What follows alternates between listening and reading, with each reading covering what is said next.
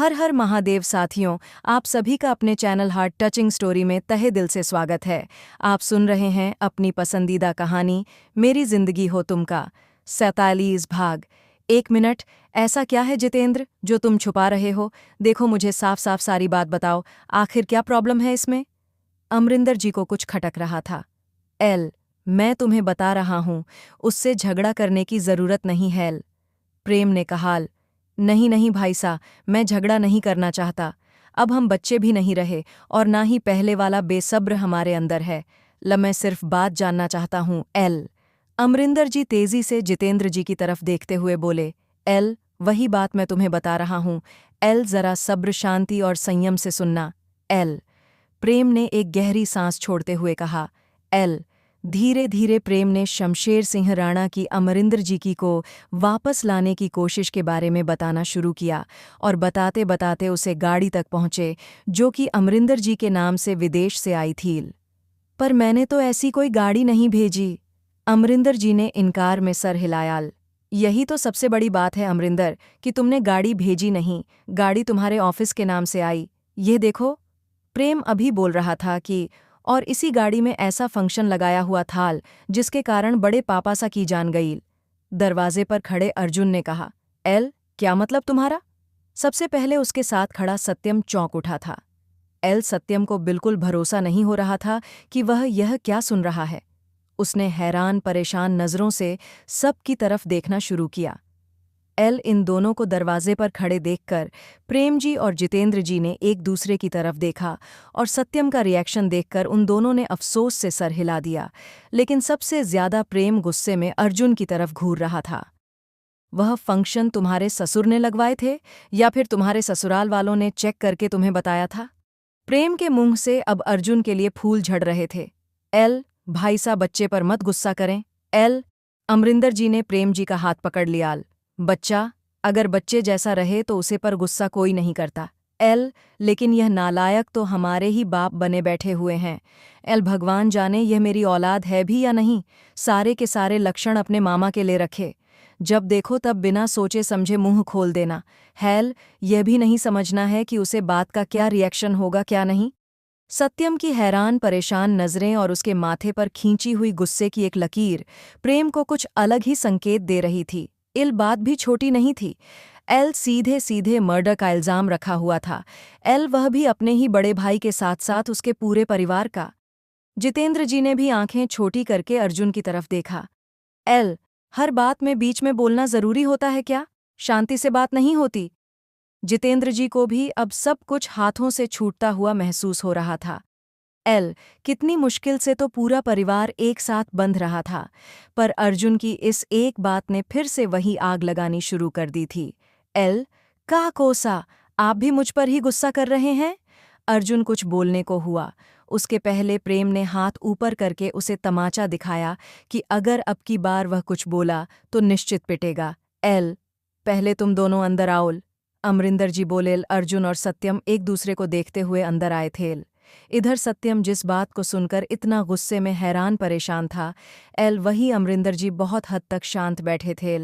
Dad, आप क्यों कुछ बोल नहीं रहे हैं? आप सुन रहे हैं ना कि यह लोग क्या बोल रहे हैं? सत्यम ने आते ही अमरिंदर जी से सवाल किया। अमरिंदर जी ने हाँ में सर हिला दिया और बैठने का इशारा किया। जितेंद्र जी के टेबल के पास लगी हुई चेयर खींचकर अर्जुन ले आया था। उसने एक चेयर सत्यम के लिए लगा दी और दूसरी चेयर पर खुद बैठ गया। पहले बात को सुनते हैं, उसके बाद फिर अपनी बात करते हैं, अमरिंदर जी बोले। बात सुन रहे हैं या फिर इल्जाम सुन रहे हैं? सत्यम कुछ ज्यादा ही तेज आवाज में गुस्से के साथ बोला। सत्यम, शांति रखो। किसी भी बात को करने के दो तरीके होते हैं। अगर बात को शांति से करके समझाया जाए तो झगड़े की नौबत नहीं आती, लेकिन इस लड़के को तो अक्ल ही नहीं है। जितेंद्र जी को भी गुस्सा आ रहा था। सत्यम को समझाते हुए उन्होंने अर्जुन को डांट लगाई। बना बनाया, काम बिगड़ रहा था। एक बात तो तुम समझाना भूल गए जितेंद्र, बात केवल शांति से बात करने से नहीं होती, बल्कि बात को शांति से सुनना भी चाहिए। आधी अधूरी बात जहर से भी ज्यादा खतरनाक होती है। अमरेंद्र जी ने भी अपने गुस्से से भरी नज़र सत्यम के ऊपर जमा दी। दोनों एक साथ चौंके थे। लेकिन अगले ही पल अर्जुन कुछ तन गया और मानो सत्यम से जता रहा था कि अकेले मैं ही नहीं मार खा रहा, तुम भी साथ में होल। चुपचाप शांति से दोनों बैठो और सुनो, बात की क्या है? प्रेम जी ने उंगली दिखाते हुए कहा, आप मेरे पापा के ऊपर बड़े पापा के मर्डर का इल्जाम रख रहे हैं और चाहते हैं कि मैं आपकी बात शांति से सुनूं। सत्यम गुस्से में बोला। उसके संस्कार प्रेम के साथ कोई बदतमीजी करने को अलाउ नहीं कर रहे थे, लेकिन गुस्से को वह चाहकर भी कंट्रोल नहीं कर पा रहा था। हर हर महादेव साथियों, आप सभी का अपने चैनल हार्ट टचिंग स्टोरी में तहे दिल से स्वागत है। आप सुन रहे हैं अपनी पसंदीदा कहानी मेरी जिंदगी हो तुम का 47 भाग। 1 मिनट, ऐसा क्या है जितेंद्र जो तुम छुपा रहे हो? देखो, मुझे साफ साफ सारी बात बताओ, आखिर क्या प्रॉब्लम है इसमें? अमरिंदर जी को कुछ खटक रहा था। मैं तुम्हें बता रहा हूं, उससे झगड़ा करने की जरूरत नहीं है। प्रेम ने कहा। नहीं नहीं भाई सा, मैं झगड़ा नहीं करना चाहता। अब हम बच्चे भी नहीं रहे और ना ही पहले वाला बेसब्र हमारे अंदर है। मैं सिर्फ बात जानना चाहता हूं। अमरिंदर जी तेजी से जितेंद्र जी की तरफ देखते हुए बोले। वही बात मैं तुम्हें बता रहा हूं। जरा सब्र, शांति और संयम से सुनना। प्रेम ने एक गहरी सांस छोड़ते हुए कहा। धीरे धीरे प्रेम ने शमशेर सिंह राणा की अमरिंदर जी की को वापस लाने की कोशिश के बारे में बताना शुरू किया और बताते बताते उसे गाड़ी तक पहुंचे जो कि अमरिंदर जी के नाम से विदेश से आई थी। पर मैंने तो ऐसी कोई गाड़ी नहीं भेजी। अमरिंदर जी ने इनकार में सर हिलाया।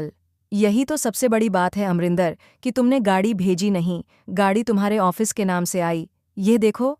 प्रेम अभी बोल रहा था कि और इसी गाड़ी में ऐसा फंक्शन लगाया हुआ था जिसके कारण बड़े पापा सा की जान गई। दरवाजे पर खड़े अर्जुन ने कहा। क्या मतलब तुम्हारा? सबसे पहले उसके साथ खड़ा सत्यम चौंक उठा था। सत्यम को बिल्कुल भरोसा नहीं हो रहा था कि वह यह क्या सुन रहा है। उसने हैरान परेशान नजरों से सब की तरफ देखना शुरू किया।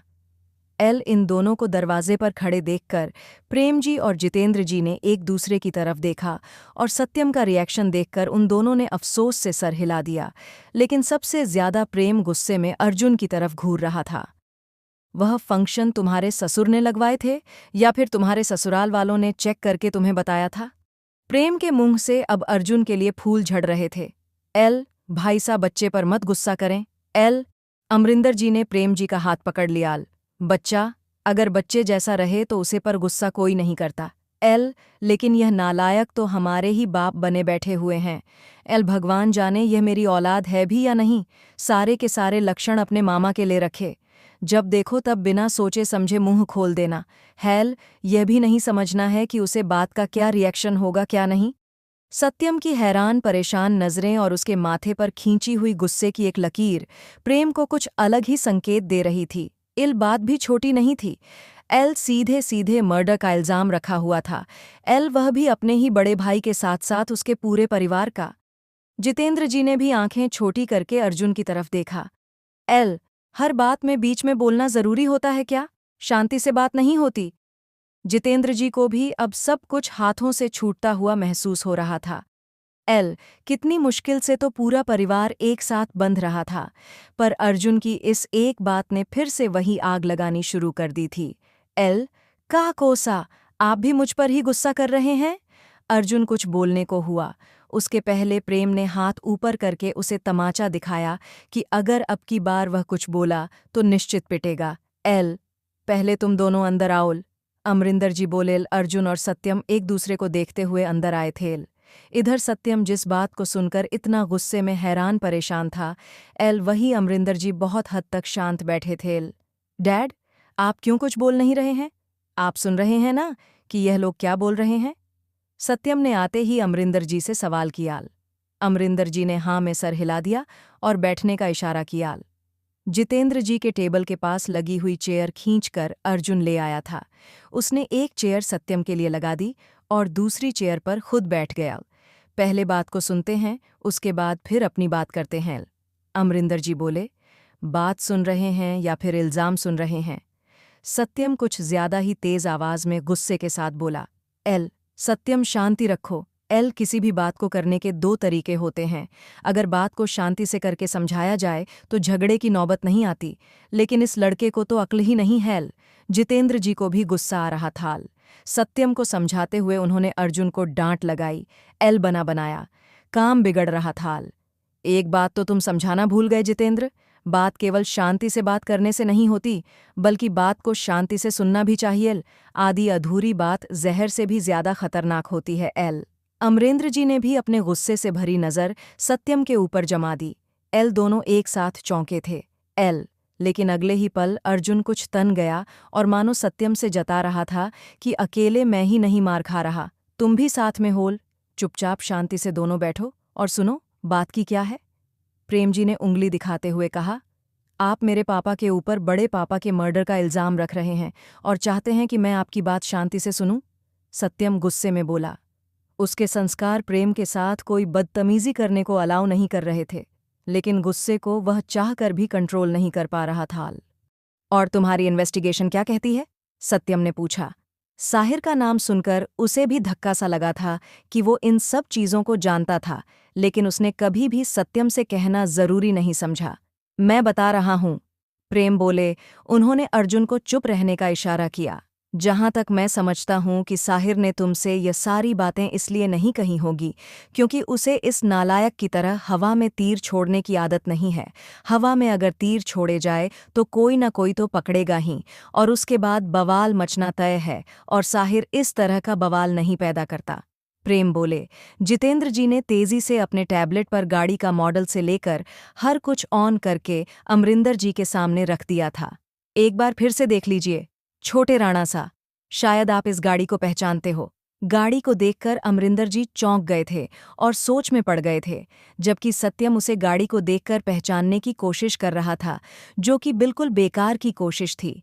लेकिन अमरिंदर जी सर मसलते हुए कुछ याद करने की कोशिश कर रहे थे। गाड़ी आई थी और वह गाड़ी अमरिंदर की कंपनी की ही थी। उसके पेमेंट से लेकर इंडिया ट्रांसपोर्टिंग तक के पेपर पर सिग्नेचर भी अमरिंदर के ही थे। एल प्रेम बोल रहा था। पर वह गाड़ी भाईसा के लिए नहीं थी। अब मैं अच्छी तरह से समझ गया हूं कि वह गाड़ी कैसे इंडिया आई। अमरिंदर जी अपने सोच में डूबे हुए बोले। अमरिंदर जी की इस बात पर सबने हैरान होते हुए उनकी तरफ देखा। यह जो गाड़ी है, इस गाड़ी को मैं पहचान रहा हूं। इस गाड़ी का कलर अमला का पसंद किया हुआ है। सेम इसी रंग और इसी मॉडल की दो गाड़ियां थीं। एक हम लोगों ने अपने लिए रखी थी और दूसरी गाड़ी अमला ने इंडिया भिजवाने का डिसीजन लिया था, अपने पेरेंट्स के लिए। अमरिंदर जी बोले। लेकिन इस गाड़ी को तो गुजरात जाना था, तो फिर ये राजस्थान कैसे आई? अमरिंदर जी सोचते हुए बोल रहे थे। ये गाड़ी दिल्ली तक आई थी और दिल्ली के बाद इसे आकर खुद ले जाना था, ऐसा कॉल ट्रांसपोर्ट डिपार्टमेंट वालों के पास से आया था। प्रेम जी बोले। क्योंकि गाड़ी की डिलीवरी का पता राजस्थान का ही था। गाड़ी पर लिखा हुआ था कि भाईसा के लिए गिफ्ट है। प्रेम जी ने आगे बताया। जिन्होंने पता बदला होगा उन्होंने कि यह काम किया होगा। सत्यम ने अपना संदेश जाहिर किया। अमरिंदर जी ने सत्यम की तरफ देखा। सब लोग समझ रहे थे कि सत्यम इस मैटर पर इंटरेस्ट ले रहा है, पर अमरिंदर जी का इंटरेस्ट जैसे कुछ सोचने के बाद खत्म सा हो गया था। और गाड़ी में फंक्शन कौन सा था? सत्यम ने अर्जुन से पूछा। मैं उस फंक्शन के बारे में ज्यादा कुछ तो नहीं जानता, पर हाँ, एक ऑटोमोबाइल इंजीनियर से मैंने उसकी पूरी डिटेल मांगी है। मैं आपको वह ट्रांसफर कर दूंगा, आप देख लीजिएगा। अर्जुन बोला। अब ऐसा करते हैं कि इस चीज को यहीं पर रहने देते हैं। हम जिस काम के लिए आए हैं उस काम को करें। अमरिंदर जी बोले। उनकी इस बात पर सत्यम ने कुछ नाराजगी के साथ उनकी तरफ देखा। मैं तुम्हारा गुस्सा समझ रहा हूं। वह तुम्हारे बड़े पापा थे तो मेरे भी बड़े भाई थे, लेकिन गुस्सा करने से कुछ नहीं होगा। जो होना था सो हो चुका है। गाड़ी का गुजरात के लिए बुक होना और उस पर राजस्थान का पता लिखा होना कोई छोटी बात नहीं है, पर इस मैटर पर मैं अपनी तरफ से छानबीन करने के बाद ही कुछ बोल सकूंगा। अमरिंदर जी बोले। मतलब कि आप यह सोच रहे हैं कि मॉम ने एड्रेस चेंज किया है? अपनी बात बोलकर सत्यम ने इधर उधर देखा। मैं कुछ कह नहीं सकता, उसके अलावा और कोई कर भी नहीं सकता।